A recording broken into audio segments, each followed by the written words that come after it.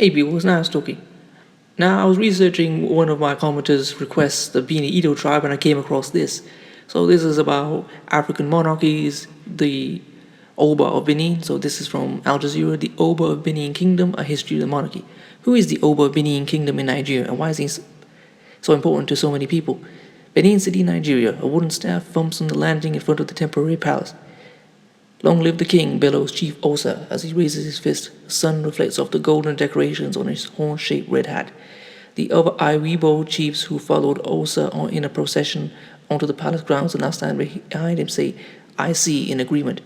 Then Osa and Chief Osuan, the crown prince's escorts on his way to the ascension, enter Osama Palace, a nondescript bungalow on fallow terrain in the center of town. It is 8 a.m. and will be at least 7 hours until Crown Prince Eheneden Erediawa, I'm sorry if I mispronounced that, shows himself in public, but his subjects have already come out in great numbers. Thick crowds clog the roads in the heart of Benin City in the south of Nigeria in expectation of the coronation of the new Oba of the centuries-old Benin Kingdom. Coronation Day in Benin, not to be confused with the West African country that used to be known as Dahomey, on October 20th was preceded 10 days of ceremonies and rites. Banners with the crown prince's portrait and flags of his name fluttered all over the city. The pavement received a new daub of black and white paint, and the lawns in front of the cultural center were trimmed. It didn't matter which local radio or TV station you tuned into, or their bulletin started with what the crown prince had been up to that day on his way to the throne. The Oba is a father to all of us, says 24-year-old student of mass communication Esosa, who left home at 5 a.m. on the coronation day to get a view of the proceedings. The King's Court is as large as the city of Harlem. Nigeria is a constitutional democracy that elects its representatives, but the 250-plus ethnic groups that have been gathered into one country by the British colonizers also acknowledge their own traditional rulers. Of these leaders, the monarch of the Bini people of Benin is among the most respected. But what kind of power does the Oba of Benin wield? What is his influence or development of Nigeria's Edo state, of which Benin City is the capital? When the Portuguese first set foot there at the end of the 15th century, Benin was a city-state in the middle of the rainforest that surpassed many late medieval European cities in urban development, where the streets were lit at night by palm oil lanterns. The King's Court is as large as the city of Harlem and divided into many significant palaces, houses, and rooms. The courtiers and galleries are about as large as the Exchange at Amsterdam. The Dutch geographer Alfred Dapper wrote in 1668 about the Oba's court, based on accounts of explorers and missionaries who had visited Benin. At the time, the Benin Kingdom was at the height of its military and political power and stretched far into the east and west of modern-day Nigeria. That supremacy strengthened Benin's position towards European intruders, explains history professor Osar Hien Benson Osa Dolor of the University of Benin. The Oba maintained his independence despite pressure from the Portuguese, Dutch, and British. There was, however, a lively intercontinental trade relationship during which Europeans provided the Oba with firearms and other items in exchange for slaves that his army brought back after their conquests. Resistance to the British from the 19th century onwards, the empire went downhill. The slave trade had been replaced by the trade in palm oil, and the Oba enforced a personal export monopoly that did not make him popular among his chiefs and the general population, says the historian. Therefore, when Oba Ovon Ramwen kept resisting annexation by the British as one of the few local leaders who still maintained their independence at the time, he did not receive the usual military backup from his chiefs. February 18, 1897, the once glorious city fell within a day. In the process, the British set a large part of Benin ablaze, though only after ransacking the palace treasure, which the famous bronze sculptures can still be seen in the British Museum to this day. Following the defeat, Oba Ovon Ramwen was banished to Calabar town, not far from Nigeria's border with Cameroon. But the Oba's position to Benin's invaders contributed to the almost mythical status of the monarchy in modern times, says Osa Dolor. He wasn't popular at the time he came to the throne, but his resistance made him hugely popular afterwards. Contemporary subjects of the Benin Kingdom often quote the royal resistance as one of their reasons for their appreciation of the monarchy. After Ovon Ramwen died in exile in 1914, the British, who needed a traditional leader for their indirect rule, convinced his son, to ascend to the throne. His great-grandfather, the current crown prince, had none of the power of his father, but was presented by the colonial rulers as the new authority. Also, Dolor explained, the Oba had become a ceremonial position, but people saw him as the one deciding. Even after independence in 1960, the monarch did not regain his previous absolute power. So on what then is influence on Benin society based? Coral beads is a subheading. A long chain of coral beads, a gift from the Oba, decorates the bare chest of Barrister Godwin A. B., the Enogi of Ukiri. It is 2 days until the coronation, and together with the other traditional leaders in the village of Use, The chief is waiting for the arrival of the Edekin, the crown prince. It is the ancient custom the crown prince choose the name he will answer to as Oba in this dense little forest in front of which his expectant crowd is gathered, a name that won't be divulged until his coronation. As a lawyer, Igwe explains how Oba's authority relates to Nigerian law. In our legal system, we recognize traditional law as long as it is not repugnant to natural justice, equity, and good conscience. Simply put, the Constitution recognizes customary law, and as long as he remains within the boundaries of the law, the Oba's voice still counts for something. He can mediate, but not adjudicate. The Oba settles disputes and is a peacemaker. He cannot legally punish anyone, but he will make you realize when you've committed an offense and you will learn from it. The chief adds as he tightens the white fabric around his waist. The Oba has some authority over land issues when it concerns land owned by indigenous in the South Edo state. His decisions are quoted in regular court. To many Nigerians, property is a matter of life and death. Land equals wealth, and possession of it is often their only pension plan. In addition to that,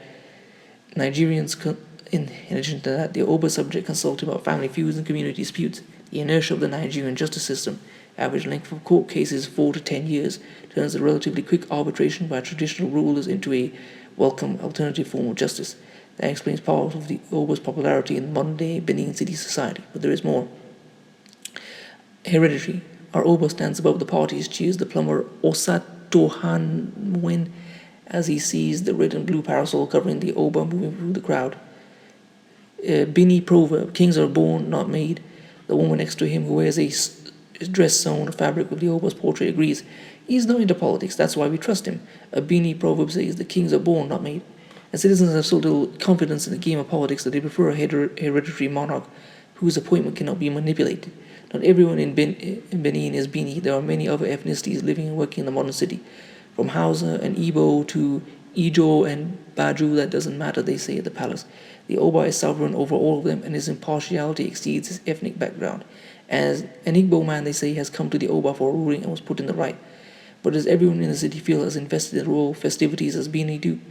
In front of a student dormitory on the University of Benin campus, 20-year-old Linda is chatting with fellow students. A student of philosophy welcomes the statewide day of the coronation is given up but says she feels indifferent to the monarchy. You see, I am Delta Igbo, and we never had such centralized authorities. What the Bini call royal does not exist in my culture. On the other side of my town in GRA, two friends having a beer under a mango tree are muttering about the lockdown of the streets in preparation for the ascension. Because of it, the traffic over all town has reached gridlock. One of the men has not been able to go work. The other one turned around halfway to an appointment and cancelled all of us for the day. Why must everything stop because of the coronation? He complains. People at the palace think this coronation is the only thing going, so all of us go suffer. I'm Isan, not Bini. What do I have to gain from their Oba? Let me just do my work, I beg. Mock battle. To the Bini, their history and tradition are still very much alive. That becomes much clearer on a visit to Chief Ogiamian's red clay palace some 2 kilometers away from the Obas. The single-story building is one of the few of this stature in Benin City to survive the ravaging flames in 1897. The Ogiamian was a rival dynasty defeated in the 13th century by Oba Iwidu.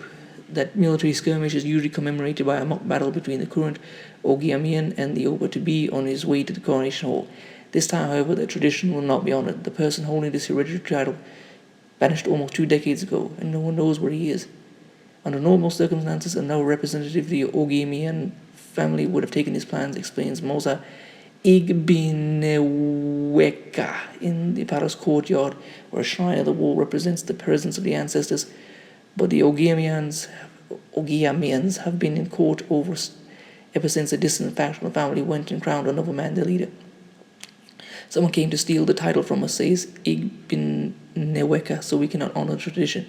He shakes his head over the action of the self-appointed Ogiamian, who grudged his exclusion from the royal ceremony and even went to court to stop the coronation process because of it, an injunction dismissed by the Court of Appeal. I'll just say Igbe, however, hoped that the newly crowned Oba will observe another tradition. According to him, as part of the 13th century treaty between the warring dynasties, the Oba offered gifts to his former rival, including a royal stool, a tray of cola nuts, and a bronze staff. He points to a spot in the outer wall that used to be a doorway but is now bricked shut, calling it the gateway to heaven. Only the Oba may pass through this gate, which will be unblocked when the monarch pays a visit. The representative of the Ogiamian family hopes that he will do so soon with his offerings. We are waiting for him. That's the secret. On the morning of the Ascension, the Casa dances, a group of about 60 men sit around with the green and red banners resting against them,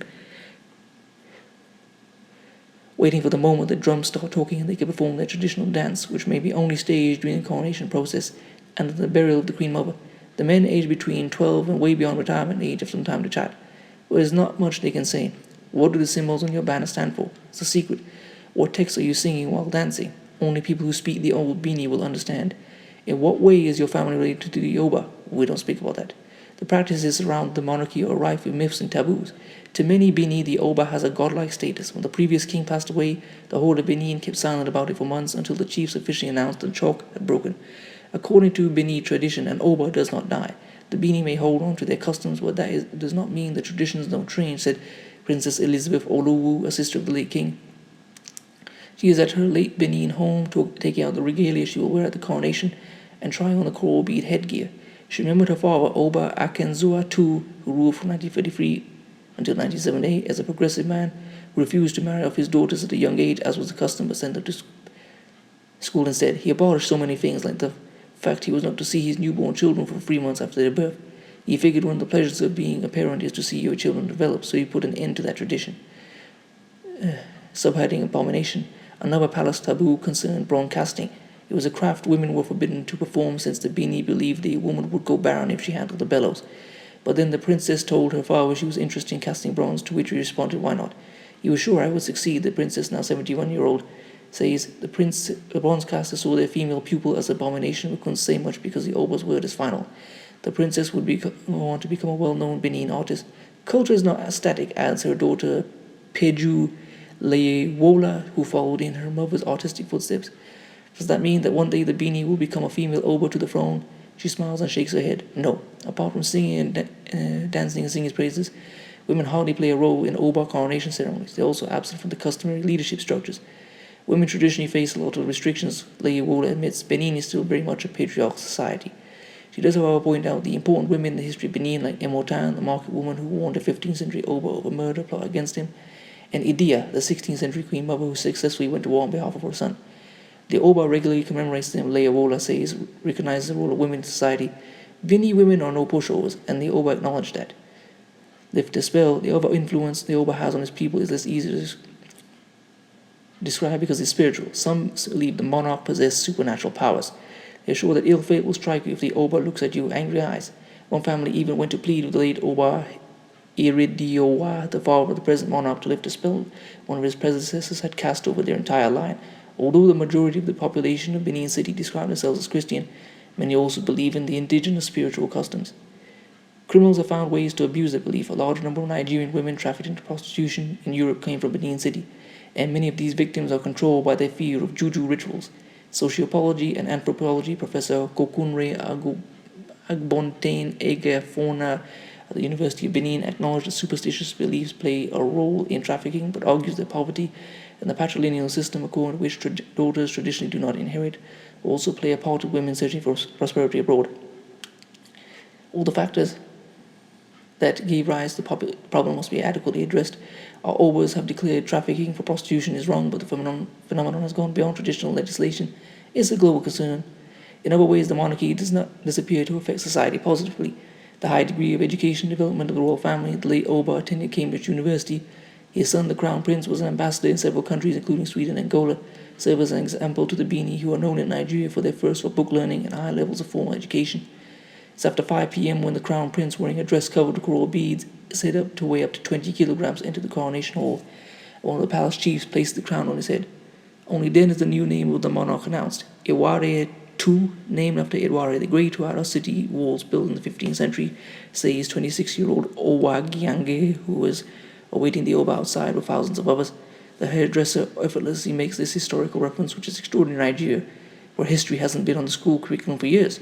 The Bini are not a traditional people, but we know our traditions. This is not the same thing, says the young woman. We know our history and tell it to our children. That's what everybody should do. Okay, well, that's the end. I'm sorry if I've mispronounced any Nigerian names. I'm not from Nigeria, so these are unusual to me. I'll leave this in the description so people can read it. If you would like to support this channel, leave my GoFundMe in the description. If you would like to follow me on Instagram, I'll leave it there as well. I hope the commenter has gotten the information that she wanted. Peace.